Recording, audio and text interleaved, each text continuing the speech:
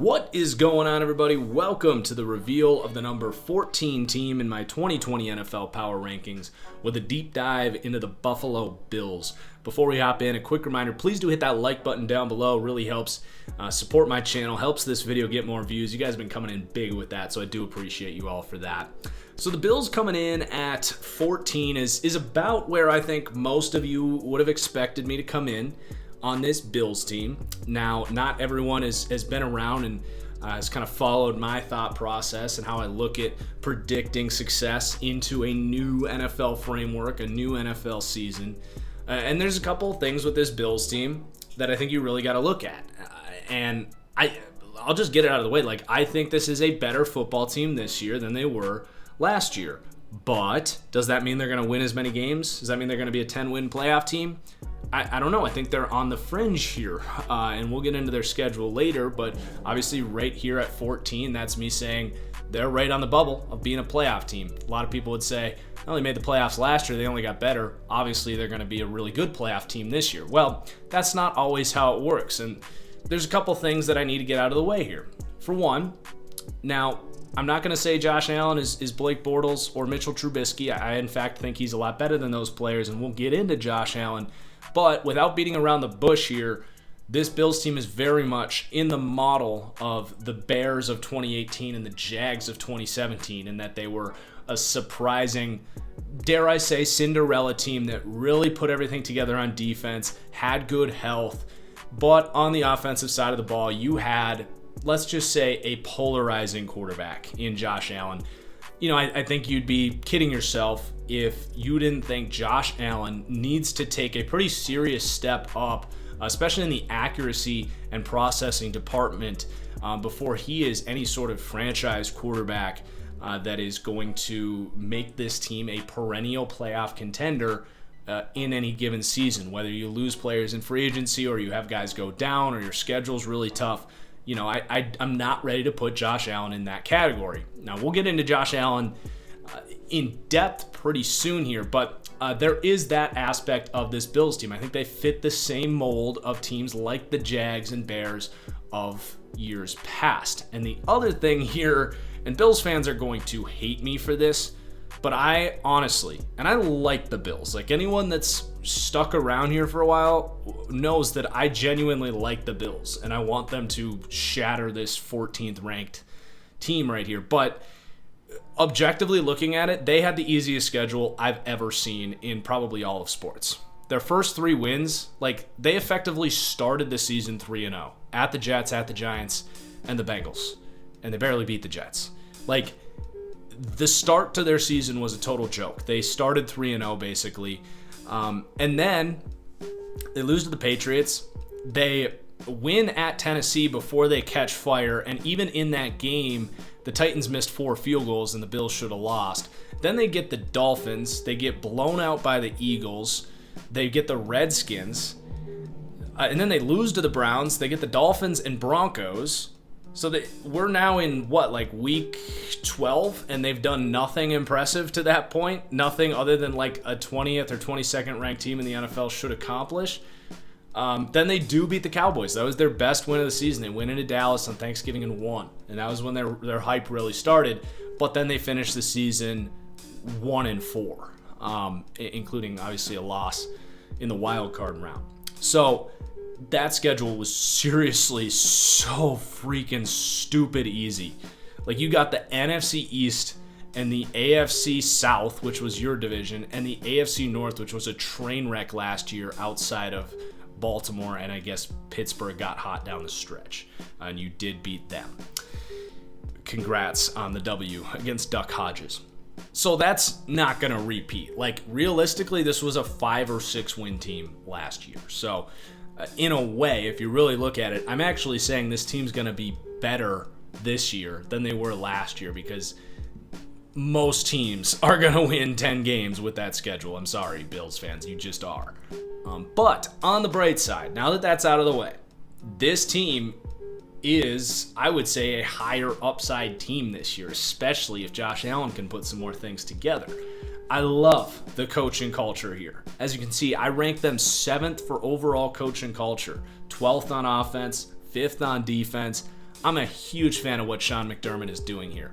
I talk about a lot of teams not understanding their identity, not understanding how to use certain players and their specific skill sets, kind of knowing what you need to do as a unit to win football games. This Bills team has that. I think Sean McDermott is really one of these top, he's not a CEO type of coach because he is a defensive minded guy, but he is similar to like Harbaugh in Baltimore, really done a great job of bringing in a lot of guys that fit with what they want to do, whether it's on the offensive side of the ball, getting John Brown and Cole Beasley to make things easier on Josh Allen, and obviously now Stephon Diggs. I love the open competition approach that they had on the offensive line that really let this group emerge and settle in together almost organically.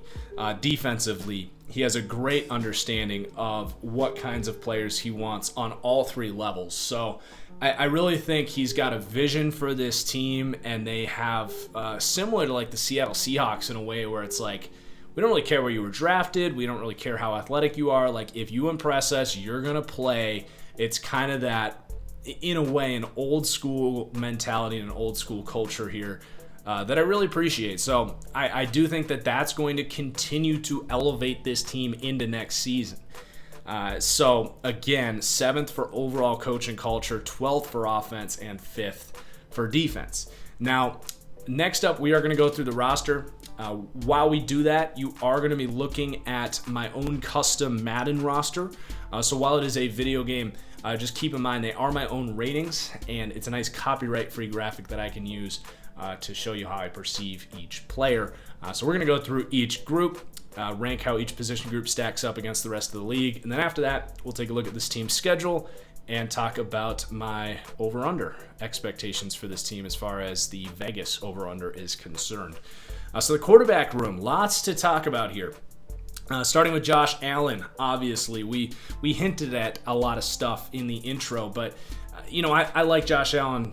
I'm not going to say a lot because I think there's a lot of people that are super high on Josh Allen. I've even seen MVP conversation surrounding him on Twitter. I'm not going to go that far, but I do like him. I think I fully agree he has some serious accuracy issues, especially vertically, which is unfortunate because he has the strongest arm in the NFL, even more so than Patrick Mahomes. Like, when he lets it ride, it's ridiculous. But it's almost like you guys might remember, like in youth baseball, it felt like there was always that guy who could throw just ridiculous heat, but would beam dudes all the time and could never hit the strike zone. Like, that's how I view Josh Allen as a quarterback. Now, he's not like Trubisky or Bortles in that when the play breaks down, he actually has really good pocket presence. Like, he's got playmaking abilities. He might have some, let's just say, over-aggressive tendencies to try to do too much, which he did a great job of cutting out some of those costly mistakes last year. And if he can continue to weed those out, it's only going to help. But I do like that aspect of Josh Allen. It's why I liked him coming out. Like, he senses pressure. He knows when to use his feet to extend plays. So I do like that aspect of Josh Allen's game. It's just the problem here is he's never been a great processor throughout his time at Wyoming. He's never been particularly accurate throughout his time at Wyoming. And when I liked him coming out, I thought we'd see a better progression, getting NFL coaching, getting NFL players around him to work with, and it's been there. He did a good job of doing that, but it's just not at the rate of progression he needed to have to the point where you're in year 3 and have a ton of confidence in Josh Allen.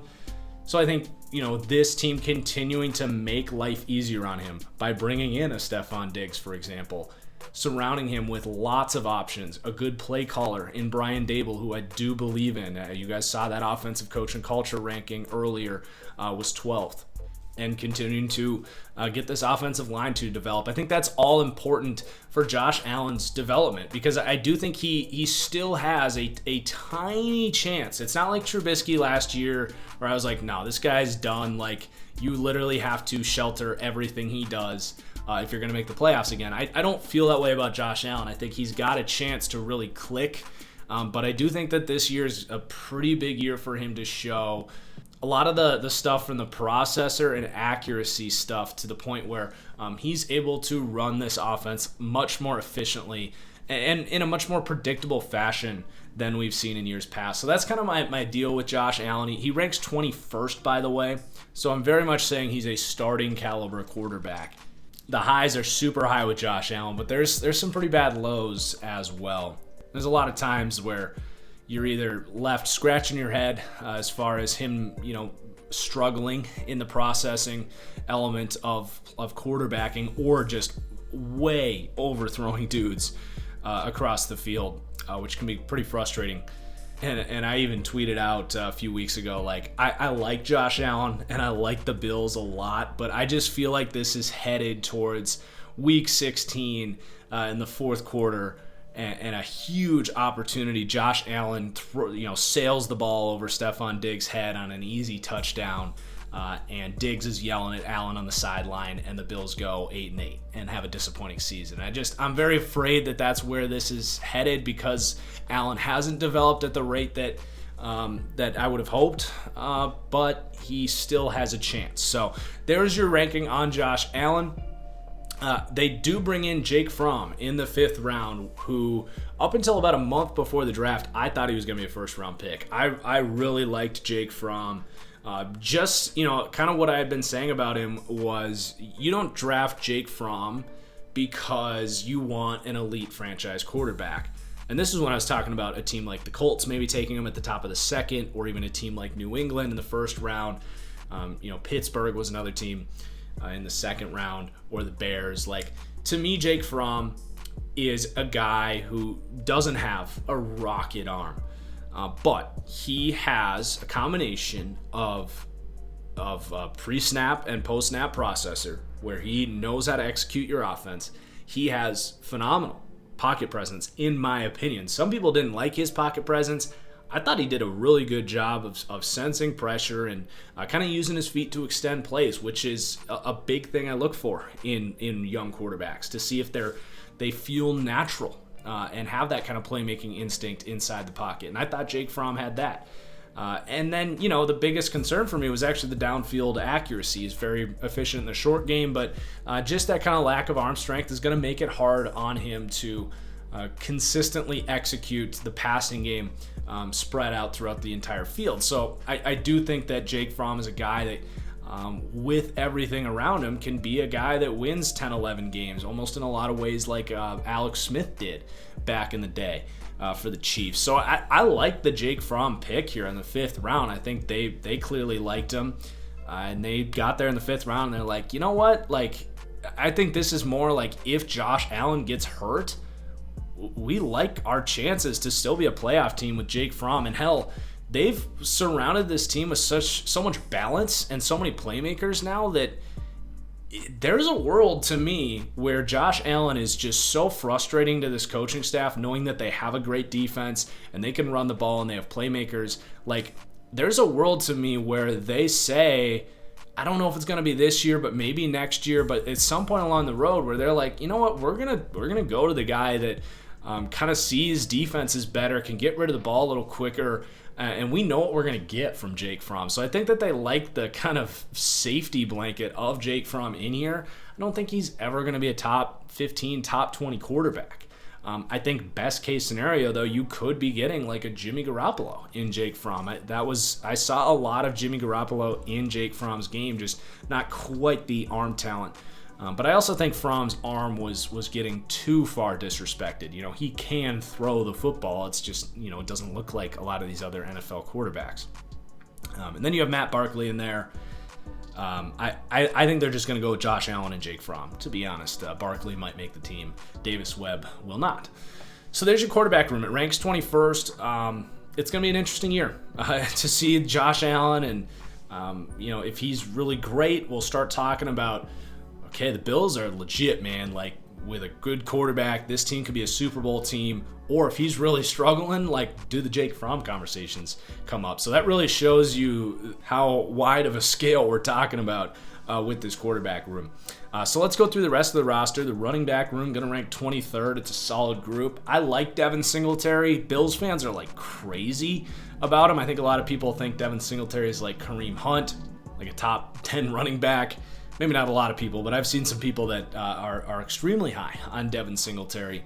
He does have some similar traits to Kareem Hunt in that he has excellent contact balance. He plays low to the ground. He has to. He's like 5'7".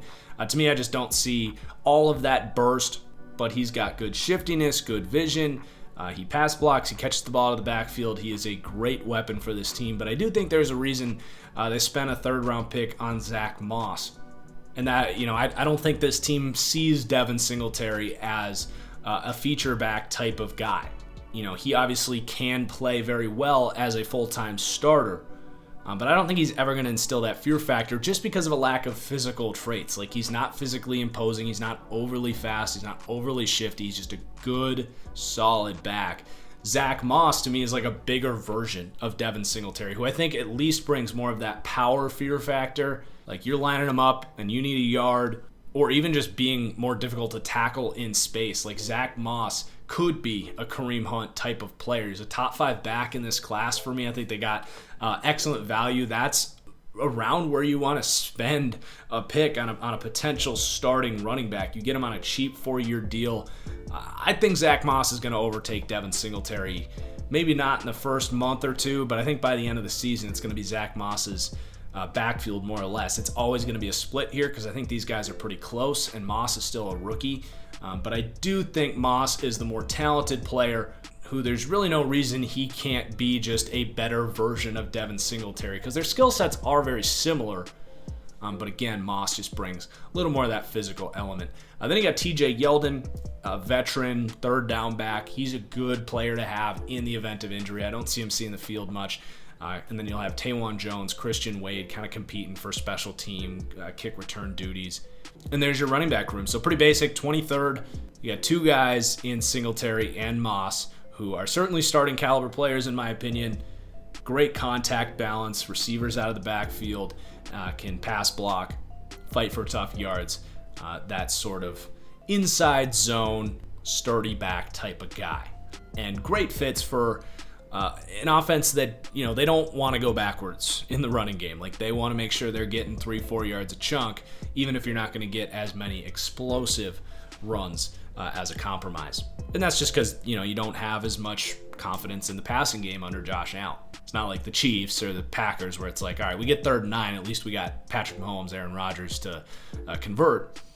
You don't have that same confidence in the passing game here. So I do like that they complement what this team needs. So then the receiving ranking here, 13th, the highest ranking unit amidst this offense.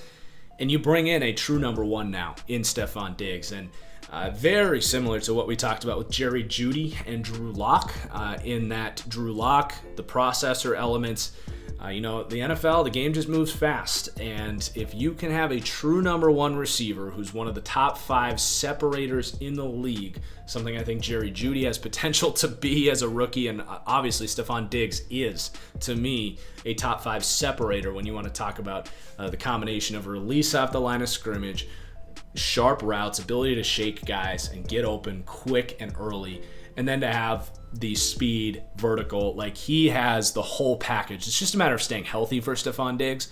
But you want to talk about slowing the game down for Josh Allen, or at least getting open early enough that he has easier reads to make. Stefon Diggs couldn't have been a much better player to bring in to help Josh Allen come along with that development. So that could be a huge piece to everything we talked about with Josh Allen growing here. And I can't say enough about that move. I mean, I just think he's going to open up this offense in a way that we didn't really see last year. But the beautiful thing here is you got a great bevy of weapons around him with versatile skill sets. So you've got John Brown, who's a true deep threat, who actually played really well as the best receiver on this team last year. Not a true number 1, but now he's going to be, when you bring in a Stephon Diggs, now your number 2 receiver gets better because John Brown became your number 2 receiver. Then you have Cole Beasley, perfect slot wide receiver. We know what he's going to bring to the table. Between him and Diggs, that's 2 options to really simplify things for Josh Allen. Then you have depth. You've got an Isaiah McKenzie, who's a gadget player that actually showed that he can be more than that. Like, he's tiny. I think he's 5'6", maybe 5'7". Not a lot of receivers at that size. It's just hard to win contested catches and all that when you're that size, but I mean, he can get open, and he's great on gadget plays. And obviously, any kind of design touches, again, is going to manufacture production for Josh Allen and limit what he can do. So you got a weapon there in Isaiah McKenzie. You have Robert Foster is still here, who kind of flashed 2 years ago but disappeared last year. But a guy that definitely has deep threat potential. If something happened to John Brown or Stephon Diggs, I think Foster could step up and remain a serviceable deep threat. He's not a great player, but he's a threat. And then you have Gabriel Davis, a 4th-round pick this year, who same thing, kind of that deep threat. I wasn't particularly high on Davis, but he has a specific skill set, and that is a vertical, big-bodied deep threat. And when you have Diggs, when you have Cole Beasley, when you have some tight ends here who we'll talk about, some backs underneath, like, you don't need Gabriel Davis to come in and be your number 1. But if defenses know that they can't leave him one-on-one without safety help over the top, it's just going to open things up. So I love the fit for Gabriel Davis. You have Duke Williams, who showed some things as a kind of camp body that came in here. And then you have Isaiah Hodgins, who to me was a 3rd-round prospect in a really deep wide receiver class. I don't think it was even close. I don't think there was anyone in this class that had the hands that Isaiah Hodgins has. And ironically, I loosely compared him to Adam Thielen, which is very high praise, but keep in mind, Thielen was an undrafted guy, never known for his athleticism. What Thielen has done is become a superb route runner and understanding the nuances of the position, and has some of the best hands in the NFL. And Isaiah Hodgins at Oregon State should never have been a 6th-round pick to me. I think he had the nuanced route running down. Like, he had a really interesting route trees. I saw him running 78 routes, which are corner post routes. I saw him sitting down in zones. I saw him shaking defenders with little nuances on the outside. So I really like Isaiah Hodgins. I can't say that enough. The problem here is when you are a guy like Thielen or Hodgins here, you're very much going to rely on good ball placement, because at the end of the day, you're still not going to create elite level separation. So if you're going to win tough contested balls like that and thrive through your ability to track the ball and out physical D-backs, you're still going to need the ball to come in with, good placement. And I don't know if Josh Allen's going to be the guy to coexist with Isaiah Hodgins, but nonetheless, he's here. So this is a stupid deep receiving core. And that's not even mentioning Andre Roberts, who's a good kick returner, and Ray McLeod is a good slot receiver out of Clemson that I think is a capable NFL receiver that's worthy of a roster spot that I don't think makes this team. And then you have some tight ends here as well. So Dawson Knox was a 3rd-round pick last year, who between him and Foster Moreau in last year's class, I thought there was 2 candidates to be sort of a George Kittle type of breakout, because both Knox and Moreau were super fast, kind of underutilized in the passing game, but were good blockers, didn't have drop issues, were good after the catch. Didn't really show much from a route running perspective, but again, neither did Kittle. And I'm not saying Knox is going to be George Kittle, but in the similar breath, like, he was kind of a factor right away as soon as he started getting playing time. And I think in year 2 here, he's going to be full-on starter. Like, I like Dawson Knox a lot. There's no reason he can't be a Mark Andrews, even like a Kittle. Like, he's very physically gifted, and now that he's in a passing game that wants to utilize him, unlike Ole Miss when they had Metcalf and A.J. Brown, they just kind of forgot about Dawson Knox. But now that he's been kind of realized here, I think he's another great option in this passing game who could really develop in year 2. It's tough to make an impact as a rookie in this league. And he came in and effectively beat out Tyler Kroft, who this team gave a decent free agent contract to. So I'm really impressed with Dawson Knox's career trajectory. Then you do have Tyler Kroft, who's a capable veteran starter, but just kind of a jack of all trades, master of none type of tight end. You have a blocking tight end here in Lee Smith, and then again, similar kind of jack of all trades, master of none, low-level depth chart guy here in Tommy Sweeney, but was certainly a draftable prospect coming out of Boston College, who's their fourth tight end here. You even have Jason Kroom, who probably won't see the field here, but an interesting mismatch problem, former receiver at Tennessee if he makes the team. So, wow, this receiver room is really impressive. Now, they rank 13th. I've said it before, there's a lot of good receiving cores in the NFL. This is one of them. But the depth here is phenomenal. I'm really excited to see how Brian Dable deploys all these guys. Then you have the offensive line. Again, a really deep, impressive unit. I loved their approach over the last 2 off seasons to basically just throw a bunch of resources here. And they're still doing that a little bit, but they really kind of found a group that worked, and they're sticking with those guys. So in year 2, I mean, this is very similar to what we talked about in our last deep dive with Atlanta. You know, when you keep the same guys in place, and the Rams before that, when you keep the same guys in place, they're naturally going to grow together. It requires a lot of communication and chemistry to play on the offensive line, and they're going to have the same unit this year, which is certainly going to help everything. So they do rank 19th. The unit here is going to be Dion Dawkins at left tackle. I think one of the up-and-coming tackles that's in a contract year here, about to get the bag. Then you got Quentin Spain, who they retained here, was a good pickup for them last year. He proved it and earned a new contract this offseason. So they like what they have there. Mitch Morse was a big spend for them last free agency as well. John Feliciano was an excellent find. You know, they were kind of hoping on some of these guys like Ty Nsekhe, Cody Ford, Spencer Long.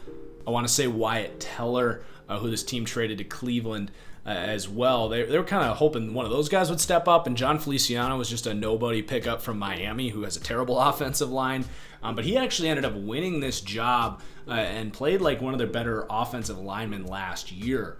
So totally out of nowhere, but he plans to be the starting right guard here. And then Cody Ford, I would expect them to continue investing in him at right tackle. He did struggle. I personally think he is more of a guard than a tackle.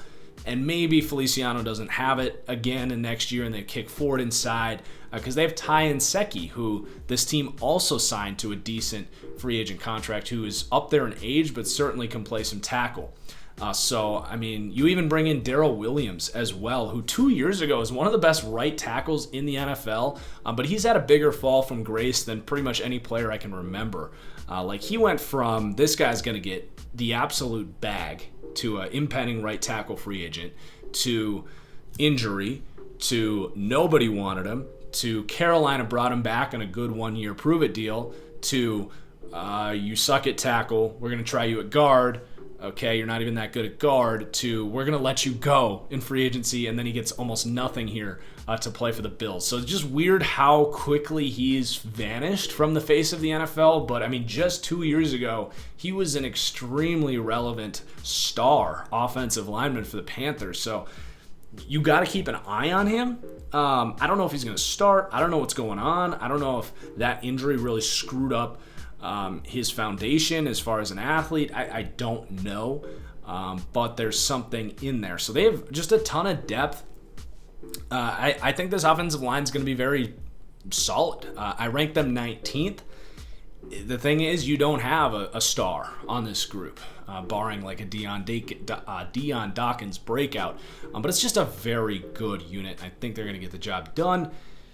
One of those units that's going to kind of not necessarily help this team do what they want to do, but not get in the way of what they want to do.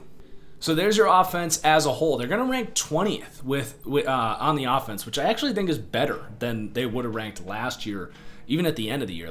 This offense was so sporadic and unpredictable and unproven. I think this year there's a real chance, even if Josh Allen doesn't show great development, that there's just so many pieces in place that it's going to be tough for this to not be just a solid offense. And if this defense can match this 8th ranking, you're certainly talking about a team that should win the division here. Again, this is the highest ranking team in the AFC East.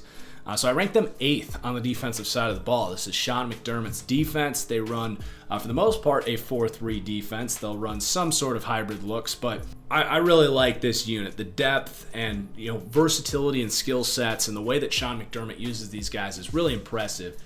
And even in a season where they might not get that Buffalo Bills Mafia home field advantage, I still think it's a team that's going to play really cohesive and play like a top 10 defense. And they don't really have any holes, right? So let's go through it and prove that, I suppose. So we're going to start with the run defense here. It ranks 15th, starting with the interior group here. The top run defenders here: Starlo Tulele, Harrison Phillips. Actually kind of down years last year, and that factors into 15th. That might sound a little bit lower, but you hope these guys can play like the good nose tackles they are, and if they can take a step up from what they did last year, 15th is certainly the worst case scenario here, because I love the depth. I love everything else you have here. You got tons of rotational pieces. So you have Vernon Butler coming in here. Vincent Taylor's kind of a beast as far as his physical traits. And then you have Ed Oliver, a little bit undersized. I think going to play a little more of a role as a pass rusher, but certainly can defend the run with his athleticism and his gap control. Quentin Jefferson, a versatile piece. AJ Epinesa, a guy that's going to play a little bit of everything. I think could certainly boost this even into the top 10 if he can be a dominant edge run defender here that they're kind of missing. You got Jerry Hughes, fine against the run. Mario Addison, fine against the run. Trent Murphy, actually really solid against the run. So, you got just so many different dudes in this front four that are going to rotate in and out and be just fine against the run.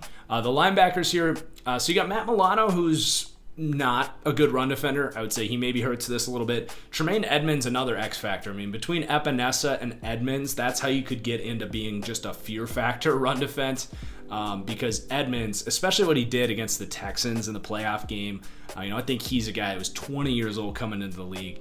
Could be such a breakout candidate this year for sure. So Edmonds, definitely a guy that could take that next step up as an athletic freak. You got depth at linebacker with an AJ Klein, a veteran signing in Tyler Matakevich, Voshon Joseph, an athletic guy. Super deep front seven. You don't have that one guy that you point to and be like, oh God, like this guy's going to wreck our game plan. I think between Edmonds, Oliver, and AJ Epinesa, there's potential for them to become those types of players, but they just aren't at the moment. So the run defense is very solid, 15th. And again, there's not a big difference between the 6th ranked run defense, the 15th, and the 25th. Like, as long as you're solid against the run and you make an effort, anyone can be a top 5, top 10 run defense that given week. But let's talk about the much more important pass rush. I would say it's tough to call it a weakness because of the depth that they have here, but it's not necessarily a strength for this defense. They were fine doing so last year. So your top guy is going to be Jerry Hughes, who's 32 years old at this point. Certainly took a step down from 2018, which was his best career year, but still a 50 pressure guy. I think at 32 years old, you can expect him to play like that high-end number 2 rusher that he is. Mario Addison, very similar. Up there in age. He's 33 years old. I'm not going to sit here and defend the contract they gave him, especially when you get an Epinesa in the draft. You have a Trent Murphy. I don't think that the expectations should be too high for Mario Addison, but as another capable starting number 2 edge rusher at 33 years old, I think he's going to give you a year of that. So you definitely have a high floor with that group.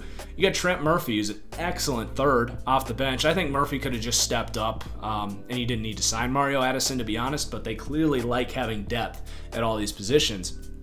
And Murphy's going to give you that. And then you have AJ Epinesa. He's going to be, I think, an early down edge player and a later down interior presence, which is a good transition into the interior pass rush. But Epinesa could be a guy that becomes more of a game changer for this pass rush. I liked his skill set a lot. I thought he was a first-round talent.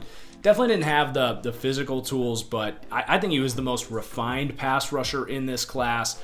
He actually won a lot on the edge with bend and speed at times. Like, he's got really good counter moves, has the strength, he's got good foot speed, his get off and just kind of bend and all the explosive aspects of being a a high-end number one like edge pass rusher. They're just not there with AJ Epinesa. But he did some really nice things on the interior as well with some of that craftiness and strength and length that he has. So I think he could be never an elite threat, but definitely someone that is tough to block one-on-one, which is to me really what you're looking at with these pass rushers. Is you want guys that you don't feel good about leaving one-on-one.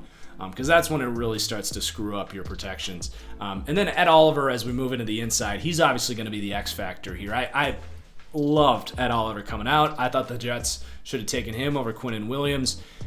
But coming out, very raw, very much drafting off of physical traits, kind of hoping he can be the next Aaron Donald, basically. Like, he's just at that size. There's a lot of potential because he's fast and flies off the ball at 6'1", 285 pounds, comes in low to the earth, is just a handful. But, you're not going to be able to see a whole lot when you're down that low. So you got to have great feel. You got to know when to counter. You got to know when to go bull rush. So he's just got a lot to learn, especially coming from a lower level of competition. But if he can take that next step in his development, that I think he very much can, that's when you're going to start talking about this pass rush becoming a top half unit, because they don't really have much of an interior presence right now, and I would love it if Ed Oliver could get there. It's just a little difficult in year two to project that. Now, you do really have a good 4 or 5 man front here. Like we talked about Hughes, Addison, and I think Epinesa will kick inside and play a lot of 3-tech in nickel packages. You have Quentin Jefferson in there too, but Trent Murphy.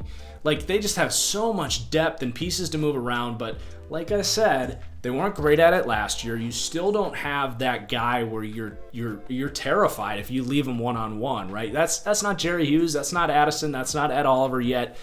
You're going to feel pretty solid about not moving your protections around too much against these guys, and to me, that's more important to have that game record than it is to have a deep, versatile group. So I do like what they have. I think they will be able to rush the passer. 20th is, I don't think, slighting this team at all. Like, they'll be effective at it. But you just don't have that fear factor. So that's why they come in 20th. And then the linebacker ranking is going to be 8th.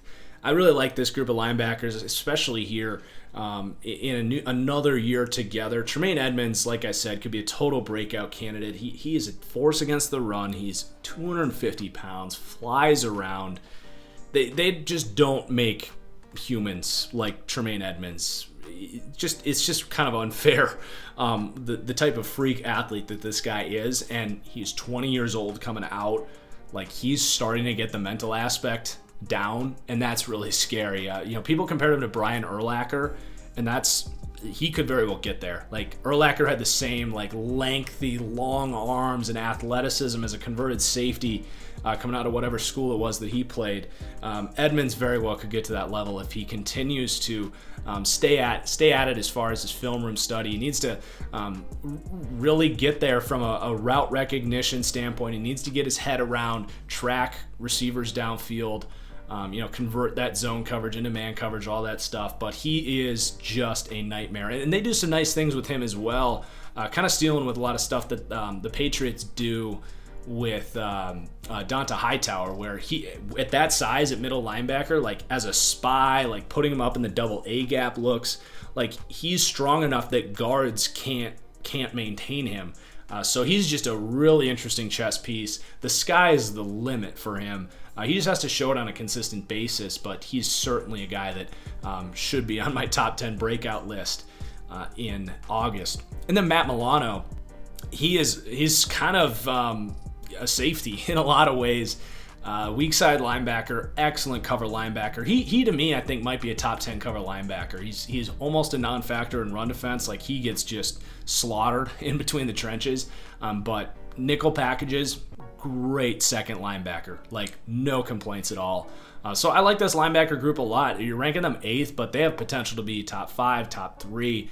Really great athletic duo there. And then you have depth too. You got AJ Klein, who's a serviceable veteran, who's going to play on base packages. Voshon Joseph was a great athlete coming out of Florida. Not going to have a clear path to playing time here, but certainly a guy you got to keep an eye on. And then Tyler Matakevich as well, a veteran. So 8th at linebacker. And then the defensive backs going to rank 6th, another group where they have a lot of good depth. So you have your number 1 corner in Tre'Davious White, to me the 3rd best corner in the NFL. Super heady player. He's got the quickness to run man coverage. He's physical in press, plays the run well, has great ball skills, super well-rounded guy. Not maybe elite at any one thing, but I don't have a single bad word to say about Tre'Davious White. And then you have a Josh Norman coming in as a veteran to compete with an already interesting outside corner in Levi Wallace, who kind of went back and forth with Kevin Johnson, who this team brought in from Houston last year. So I expect kind of a similar approach where maybe a little bit of Norman on one drive, a little bit of Levi Wallace on another drive. I don't really have crazy expectations for Wallace or Josh Norman, but I feel very good that between the two of them, you're going to emerge with a very quality number 2 corner opposite of Tre'Davious White, who, like we said, is the 3rd best corner in the NFL, in my opinion. And then I really like Teron Johnson as the nickel back here. He's developing on a year-to-year basis. I think he's another guy that could emerge as, top 5, top 10 nickel corner. There's a lot of good nickel corners in the league, but he really has everything you look for at that position, especially the physicality element. So I like the corner group. And then you have an excellent safety duo. I've never really gotten to the point where I've called either Hyde or Jordan Poyer top 10 safeties, but they're both high-end starters. Call them top 20 starters, whatever you want to say. Like, some people might say I'm lower on them. I think, both of them are converted corners. They see the field extremely well for that reason. They understand kind of every aspect of the position. Call them jack of all trades, master of none types of cover players. Neither are elite athletes, neither have elite range, neither have the elite quickness to man guys up, but they're above average at pretty much everything. They're versatile. Hyde being a little more rangy, a little more instinctive, better ball skills. So I do like him better than Poyer, but definitely far from a problem on the back end. So really well-rounded starting caliber secondary across the board. That's a theme with this team. Like, it's just pretty impressive how quickly they've been able to round out this roster. And then as far as the depth, you're fine. You got EJ Gaines, who's a serviceable veteran, can step in the event of injury. Dane Jackson was a superb 7th-round pick out of Pittsburgh. This is the kind of guy you want to gamble on late in the draft at corner. Like, he's quick, instinctive, tough, and smart. Perfect fit here in Buffalo. If he's starting in 2 years, that's not going to surprise me in the slightest. I mean, hell, if he won an outside corner job or even a slot corner job, it wouldn't surprise me. I just think he's the kind of player that finds his way onto the field. Really impressed me at Pittsburgh, even if he lacks some of those physical traits.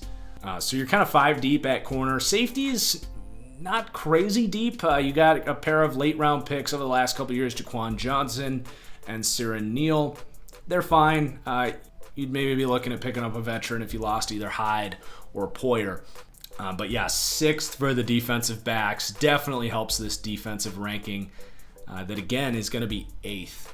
But lastly here, we're going to take a look at the schedule. And unfortunately, I ended up having the Bills not getting the benefit of the doubt for whatever reason in the 4 question mark games here, which you can see if you're watching this on YouTube. If you're listening to the podcast version, thank you for tuning in. But I do encourage you to check out this portion of the video on YouTube just to kind of see it all laid out in front of you. But yeah, the cookies didn't crumble in the right direction for this Bills team as far as the series is concerned. I have them going 7-9. Their Vegas over/under is 9 wins. I think that's pretty much spot on. They do have a pretty tough schedule, especially compared to last year. So I could certainly see this holding up and them going 7-9. Technically speaking, that's me saying they're not even going to win the division, even though I rank them as the best team in the division. It's just somehow sometimes the way the schedule plays out. And in August, I'll be doing my preseason predictions. We'll see if we get any change here, or if I stay with the Patriots winning the division at that point in time. But yeah, man, I think this is going to be a really good football team. I don't think that they're necessarily going to win as many games as they did last year, though, just because it's a different season. different schedule. It's tough to stay as healthy as they did last year. They've done a good job to prepare for injuries, though, through their depth. And then, of course, what does Josh Allen do this year? How much does he develop from a processor standpoint? Can his accuracy improve a la Lamar Jackson from year 1 to year 2? That's certainly the biggest question mark for a team that really doesn't have a whole lot of question marks, but unfortunately, you don't want that question mark to be at that quarterback position.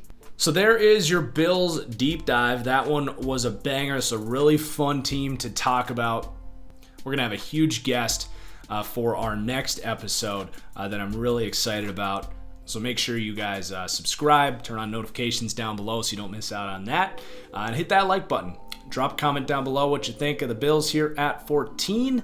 Cheers as always, and we'll see you for the next one. Peace out.